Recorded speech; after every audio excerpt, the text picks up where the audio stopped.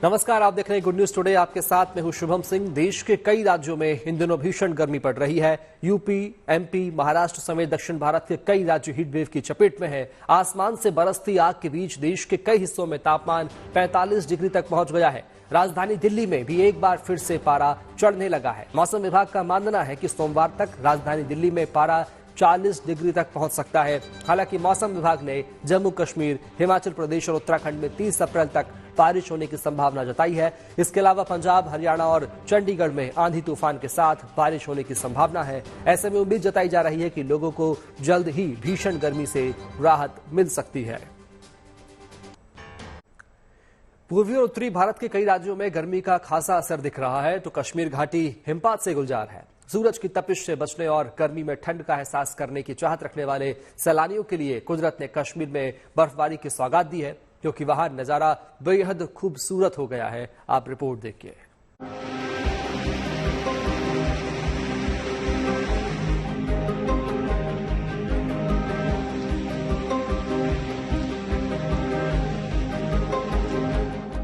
गुरेज से गुलमर्ग तक जगह जगह आसमान से जमीन पर गिर रहे बर्फ के ये फाहे बेहद मनमोहक लग रहे हैं। गुरेज, बांदीपुरा, गुलबर्ग और केरल सहित कश्मीर घाटी के तमाम इलाकों में हो रही ये बर्फबारी देश के दूसरे इलाकों के लोगों को आकर्षित करने वाली है। गर्मी से तरावट पाने और कश्मीर की फिजा का आनंद लेने के लिए सैलानी इन इलाकों में पहुंच रहे हैं, क्योंकि यहाँ जो माहौल है वो फिलहाल और कहीं नहीं मिलने वाला। जमीन से लेकर मकान तक चप्पा चप्पा सफेद बर्फ से ढक चुका है। वैसे तो हिमपात के कारण पूरी कश्मीर घाटी जहां शीतलहर का सामना कर रही है, लेकिन सैलानियों के लिए ये बर्फबारी का मजा लेने का बेहतरीन मौका है, क्योंकि देश के बाकी हिस्सों में गर्मी के सीजन में यहाँ पर अच्छी खासी सर्दी का एहसास हो रहा है। बता दें कि पहाड़ी इलाकों में जोरदार बर्फबारी के कारण कश्मीर घाटी में तापमान काफी गिर चुका है। मौसम विभाग की माने तो अगले 2-3 दिनों तक यही हालात रहने वाले हैं। इस दौरान पहाड़ों में हिमपात जारी रहेगा तो मैदानी इलाकों में बारिश भी हो सकती है। हालांकि भारी हिमपात के कारण कश्मीर घाटी के कई इलाकों में आवाजाही भी कठिन हो गई है। कुछ इलाके में पीर की गली के पास लैंडस्लाइड के चलते मुगल रोड पर आवागमन ठप हो गया, लेकिन मैकेनिकल डिपार्टमेंट की ओर से तत्काल रास्ता खोलने के उपाय किए गए। वहीं बांदीपुरा गुरेज रूट पर भी बर्फबारी के कारण ट्रैफिक जाम हो गया। ऐसे में बॉर्डर रोड ऑर्गेनाइजेशन की टीम ने यहाँ मोर्चा संभाला और राजधान टॉप के पास फंसी 35 गाड़ियों को निकालने में कामयाबी हासिल की। बीआरओ के जवान जगह जगह सड़कों से बर्फ हटाने में जुटे हुए हैं, ताकि सफर में मुश्किल न हो और जीवन चलता रहे। गुरेज से मीर फरीद और अशरफ बानी के साथ bureau report, good news today. Jammu Kashmir के श्रीनगर में सोनमर्ग नेशनल हाईवे पर एक कार बेकाबू होकर सिंध नदी में गिर गई। इस कार में कुल 9 लोग सवार थे, जिनमें से 3 लोगों को बचा लिया गया है और मौके पर रेस्क्यू ऑपरेशन चलाया जा रहा है। बता दें कि पहाड़ों पर हो रही बारिश से सिंध नदी इन दिनों उफान पर है। वहीं गुरेज वैली में बांदीपुरा रोड पर बर्फबारी के बीच कई गाड़ियां फंस गई। इसके बाद बॉर्डर रोड ऑर्गेनाइजेशन यानी कि बीआरओ ने और जेसीबी की मदद से सड़कों पर मौजूद बर्फ को हटाया और बर्फ के बीच फंसी करीब 35 गाड़ियों को बाहर निकाला। तब जाकर वाहनों में मौजूद लोगों ने राहत की सांस ली। फिलहाल बांदीपुरा रोड पर आवागमन शुरू हो गया है। कश्मीर घाटी बर्फबारी से गुलजार है, तो उत्तर पूर्व राज्यों में भीषण गर्मी का असर दिख रहा है, जिससे इंसानों के साथ साथ बेजुबान भी परेशान है। ऐसे में कानपुर चिड़ियाघर में जानवरों को गर्मी और लू से बचाने के लिए खास उपाय किए गए हैं। ये रिपोर्ट आप देखिए।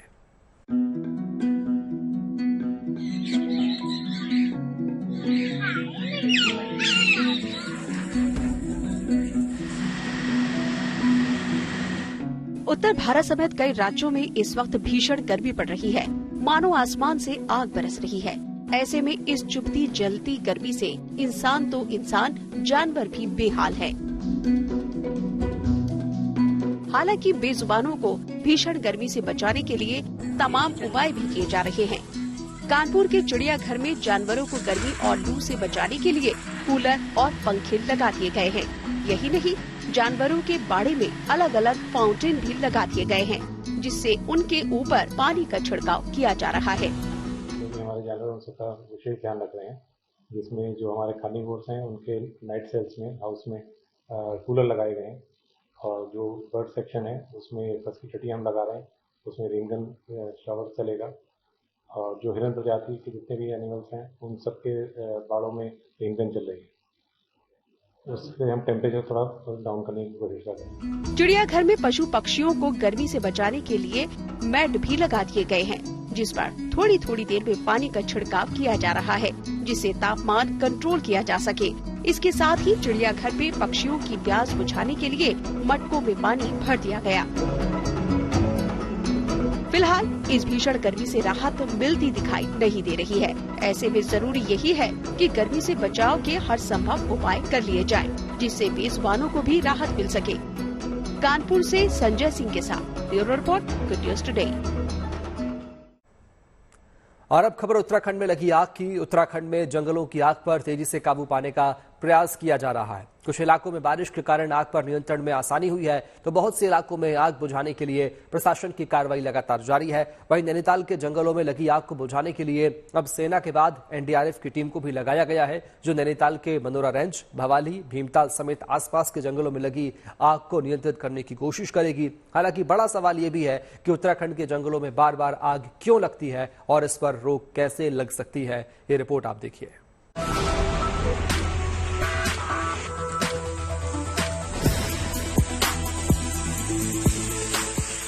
बागेश्वर और आसपास के इलाकों में ये झमाझम बारिश उस आफत से राहत लेकर आई जो उत्तराखंड के जंगलों में विकराल रूप धारण कर रहा था। बागेश्वर के गरुड़ क्षेत्र में जोरदार बारिश से जंगलों की आग कुछ ठंडी पड़ गई। वहीं देहरादून समेत कई क्षेत्रों में शनिवार शाम को हुई तेज बरसात ने भी जंगलों को आग से राहत पहुंचाई। इससे पहले नैनीताल के जंगलों में लगी आग पर काबू पाने के लिए सेना के हेलीकॉप्टरों का सहारा लिया गया। वायुसेना के Mi-17 V5 हेलीकॉप्टर के जरिए भीमताल से पानी लेकर जंगलों में लगी आग पर बौछार की गई ताकि लपटों को फैलने से रोका जा सके। वहीं वन विभाग, पुलिस और दमकल विभाग ने भी जगह जगह जंगलों में धधक रही आग को बुझाने के लिए प्रयास जारी रखे। और ये आप देख सकते कि जगह जगह जो आग है उसने कहीं ना कहीं लगातार जो वो आग है वो फैलती जा रही है। और इस वक्त आबादी क्षेत्र में हम हैं, चारों तरफ इधर मैं दिखाना चाहता हूं, अपने सहयोगी से कहूंगा कि इधर दिखाइए। जो पूरा ये आबादी क्षेत्र है और ये बिल्कुल नेशनल हाईवे है, जिससे लगातार आप देख सकते हैं कि जो यातायात है वो लगातार चल रहा है। और ये पूरी जो आबादी क्षेत्र में तक आग पहुंच चुकी है। जो यहाँ के स्थानीय लोग हैं, जो दुकानदार है, वो कहीं ना कहीं आग को बुझाने का प्रयास कर रहे हैं ताकि उनका नुकसान ना हो और उनकी दुकानों तक और उनके जो होटल है वहां तक आग ना पहुंच सके। हालात को देखते हुए प्रशासन पूरी सतर्कता बरत रहा है। सभी वन अधिकारियों की छुट्टी रद्द कर दी गई है और उन्हें 24 घंटे अलर्ट रहने के लिए कह दिया गया है। सभी प्रभावित जिलों में फायर ब्रिगेड के इंतजाम दुरुस्त करने के लिए निर्देश दिए गए हैं। साथ ही जिला प्रशासन, वन और आपदा प्रबंधन विभागों को आपस में तालमेल बनाकर काम करने को कहा गया है। उत्तराखंड के जंगलों में शनिवार को आग फैलने की जानकारी के बाद सरकारी अमला हरकत में आ गया। मुख्यमंत्री पुष्कर सिंह धामी ने खुद हवाई सर्वे करके हालात का जायजा लिया। उन्होंने हल्द्वानी में बैठक करके युद्ध स्तर पर कार्रवाई के निर्देश भी दिए। काफी जगह पर आग यहाँ कंट्रोल में आ रही है और जहाँ भी लगी थी उस पर हमारा फायर ब्रिगेड, वन विभाग, अन्य विभाग सभी लोग कोऑर्डिनेशन करके काम कर रहे हैं। सेना के लोगों ने भी आज काफी जगह पर जल का छिड़काव किया है और जो भी जरूरी इंतजाम है सभी से कोऑर्डिनेशन करके सबको जो है तत्काल इस पर कंट्रोल करने के लिए कहा है, नियंत्रण करने के लिए कहा है। हालांकि बारिश के बावजूद कुमाऊं और गढ़वाल मंडलों में अभी भी कुछ जगहों पर जंगल की आग पर नियंत्रण नहीं पाया जा सका है। भीमताल, रानीबाग, जैवलीकोट, कोटाबाग और बेताल घाट में अभी भी आग लगी हुई है। बागेश्वर के काफली गौर में बारिश नहीं हुई तो वहां भी नुकसान हुआ है। आग को फैलने से रोकने और नए सिरे से आग लगने से बचने के लिए लोगों में जागरूकता बढ़ाने के भी प्रयास किए जा रहे हैं। इस कड़ी में खुले में कूड़ा जलाने पर सख्त कार्रवाई की भी ऐलान कर दिया गया है। साथ ही साथ नैनीताल, हल्द्वानी और रामनगर के इलाकों में आग पर नियंत्रण करने के लिए स्वयं सेवकों की मदद भी ली जा रही है। हालांकि सवाल ये भी उठता है कि इस प्रकार जंगलों में लगने वाली आग पर किस प्रकार काबू पाया जा सकता है। इसका स्थायी सॉल्यूशन ये है, जल को आधार बनाइए। पहले जल आया, जंगल बाद में आए। तो जंगल को आधार मत बनाइए, जल संचित करिए। पूरे वनों में पानी भी देंगे, वृक्ष भी रहेंगे और जंगल जैसी आग पनपेगी भी नहीं। इस बीच रुद्रप्रयाग में जंगल की आग को फैलने से रोकने के लिए वन विभाग लगातार प्रयास कर रहा है। साथ ही साथ आग लगाने वालों के खिलाफ कार्रवाई भी की जा रही है। मौके से पकड़े गए 3 लोगों पर मुकदमा दर्ज करके उन्हें जेल भेज दिया गया। इलाके में जंगल में आग लगाने के 19 मामले इस साल अब तक दर्ज किए गए हैं। इसके साथ साथ हमने पुलिस विभाग का भी सहयोग लेने का प्रयास किया है, जिसमें उनके गोपनीय सूचना तत्व के मदद से जो ऐसे शरारती तत्व हैं उनके विरुद्ध भी कार्रवाई की जा रही है। साथ ही जो हमारे ग्राम स्तर पे जो हमारा इंटेलिजेंस नेटवर्क होता है, फॉरेस्ट डिपार्टमेंट का होता है और ग्राम प्रहरी होती है, उनका भी सहयोग लेने का प्रयास किया जा रहा है। उत्तराखंड में अब 4 धाम यात्रा भी शुरू होने वाली है। ऐसे में जंगलों की आग पर काबू पाना बड़ी चुनौती है, ताकि यहां पर्यटन में कोई परेशानी न हो और पर्यावरण को भी बचाया जा सके। बागेश्वर से जगदीश पांडे, नैनीताल से लीला सिंह बिष्ट और अंकित शर्मा और भीमताल से राहुल सिंह के साथ रुद्रप्रयाग से Praveen Semwal, good news today. Ayodhya के नवनिर्मित राम मंदिर में प्राण प्रतिष्ठा के बाद रामलला की नई प्रतिमा के प्रतिरूप को जगह जगह मिलने लगे हैं, ताकि लोग अपने घरों में भी उन्हें रख सकें और पूजा अर्चना कर सकें। लेकिन उत्तर प्रदेश के बांदा में एक मूर्तिकार ने मंदिर में स्थापित करने के लिए ठीक वैसी ही प्रतिमा बना डाली, वैसी राम मंदिर के गर्भगृह में है। आप भी देखिए।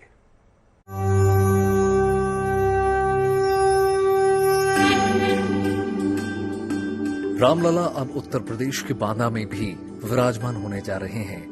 बांदा में बनाई गई रामलला की ये मनमोहक प्रतिमा हूबहू वैसी ही लग रही है जैसी अयोध्या में नवनिर्मित श्री राम जन्मभूमि मंदिर के गर्भगृह में स्थित है। बांदा के एक छोटे से गांव के रहने वाले मूर्तिकार विपिन विनोद दीक्षित ने यह अनोखी मूर्ति बनाई है। खास बात यह है कि केवल 35 घंटे में विपिन दीक्षित ने इस मूर्ति का निर्माण पूरा कर लिया। पूरी कोशिश की है कि अयोध्या की रामलला जैसी ही मूर्ति बना सकें।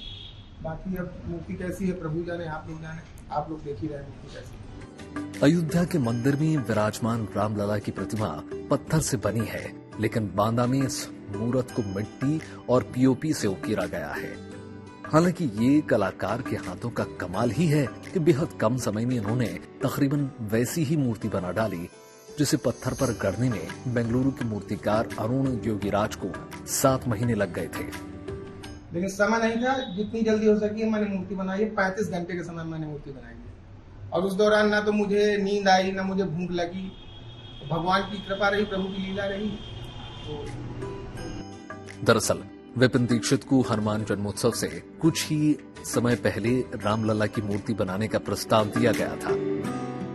विपिन ने कम समय होने के कारण पहले तो इनकार कर दिया, लेकिन फिर इसके लिए कोशिश करने पर राजी हो गए।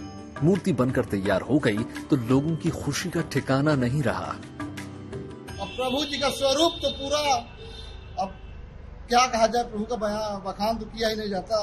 हम तो समरी वाले लोग हैं, झाड़ू लगा के रास्ता निहारते कि प्रभु कब आओगे, और प्रभु आए। बालाजी में 23 तारीख की यात्रा थी नगर में वापस हो गए। इस मूर्ति को अब बांदा के किसी मंदिर में स्थापित किया जाएगा और श्रद्धालुओं को दर्शन पूजन का मौका मिलेगा। Siddharth Gupta, Banda, good news today. इस चुनावी माहौल में पार्टी और नेताओं के साथ साथ उनके समर्थक भी अपने नेताओं के पक्ष में चुनाव प्रचार में जुट गए हैं। वाराणसी में ऐसे ही पीएम मोदी के समर्थक विकास हैं, जिन्होंने मोदी सरकार की उपलब्धियों को बताने के लिए एक खास दुपट्टा तैयार किया है, जिस पर पीएम मोदी के 10 साल के कार्यकाल की उपलब्धियों को उकेरा गया है। ये रिपोर्ट आप देखिए।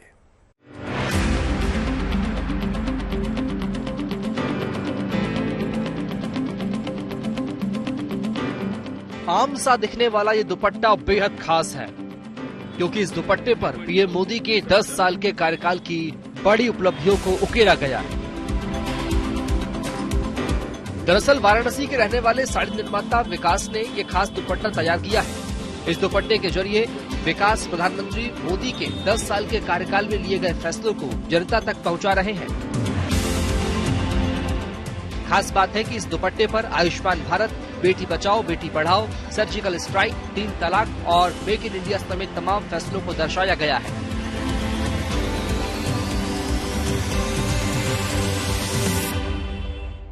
जो वाराणसी के इस चौक इलाके में स्थित अपनी दुकान पर एक चंदेरी सिल्क पर खास तरह का दुपट्टा उन्होंने तैयार किया है, जो सरकार की उपलब्धियों को तो बता ही रहा है, साथ ही साथ मोदी 3.0 और अब की बार 400 पार का भी नारा दे रहा है।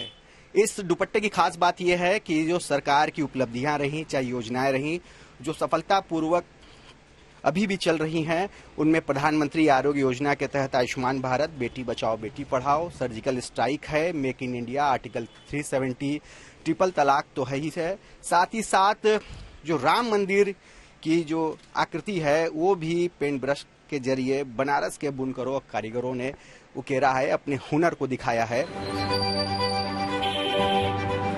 2.5 मीटर के इस चंदेरी सिल्क दुपट्टे को करीब 1 महीने की कड़ी मेहनत के बाद तैयार किया गया है। बड़ी बात है कि इस दुपट्टे को बेचने के लिए नहीं बनाया गया, बल्कि जो लोग विकास की दुकान पर आते हैं वो उन्हें दुपट्टा दिखाकर पीएम मोदी के 10 साल के कार्यकाल की उपलब्धियों को बताते हैं।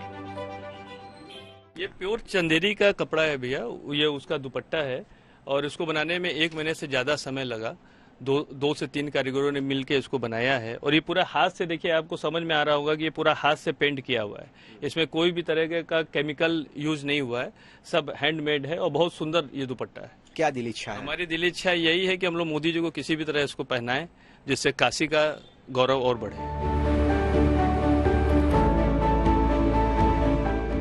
फिलहाल देश में लोकसभा का चुनाव चल रहा है और अब तक 2 चरणों में मतदान भी हो चुका है।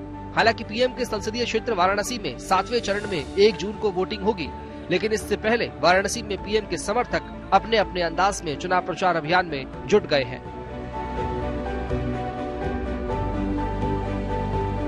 बहुत ही अच्छे तरीके से इस पूरे काम को इस दुपट्टे के जरिए उकेरा गया है। प्रधानमंत्री नरेंद्र मोदी के कार्यों की सराहना करने वाले लोग हैं, अपने इस माध्यम से कितनी मजबूती से और कितने लोगों तक ये बात पहुंचा पाते हैं, ये तो चुनाव के रिजल्ट के बाद ही पता चलेगा। रोशन जायसवाल, वाराणसी, GNT।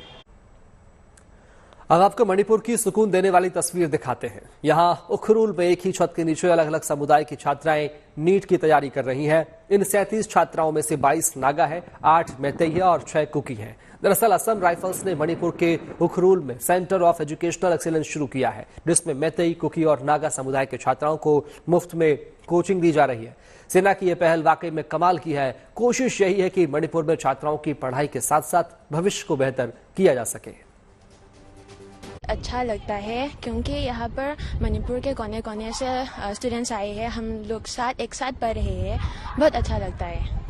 मणिपुर का फ्यूचर जो छोटे छोटे जो स्टूडेंट्स हैं ना, वहीं पर बिलोंग करता है, क्योंकि जब वो अच्छा करेगा तब सबके माइंड में वो पॉजिटिव फीलिंग आएगा। जब हम पढ़ाई करेंगे, जब हम नॉलेज गेन करेंगे, तब ही हमें अच्छा हमारा पॉजिटिव माइंड होगा।